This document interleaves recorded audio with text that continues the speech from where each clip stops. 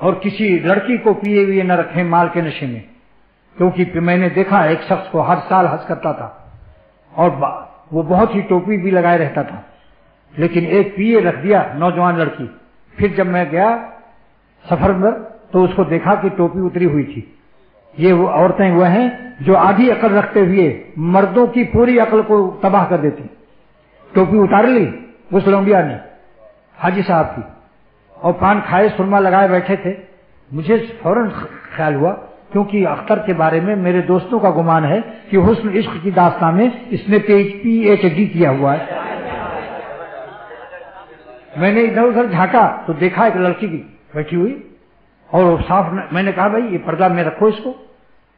فوراً انہوں نے پردہ کر لیا. میں نے کہا اسی لونڈیا نے آپ کو کی ٹوپی اتار لی ہے.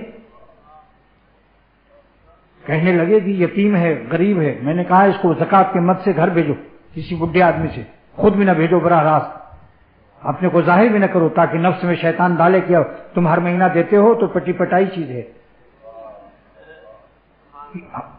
ہمارے اللہ والوں کا مشورہ ہے کہ کسی حسین لڑکے کی مدد کرنی ہو یا لڑکیوں کی تو کسی بڈھے کے ذریعے سے اس کو غائبانہ بھیج دو، اور یہ بھی منع کر دو کہ ہم کو مت بتانا کہ میں نے بھیجا ہے. آپ مدد کیجیے، مگر اپنے اس میں نام و نمود نہیں ہوگا، نفس کا حلوہ نہیں ملے گا. یہ احتیاط کی بات کہتا ہوں.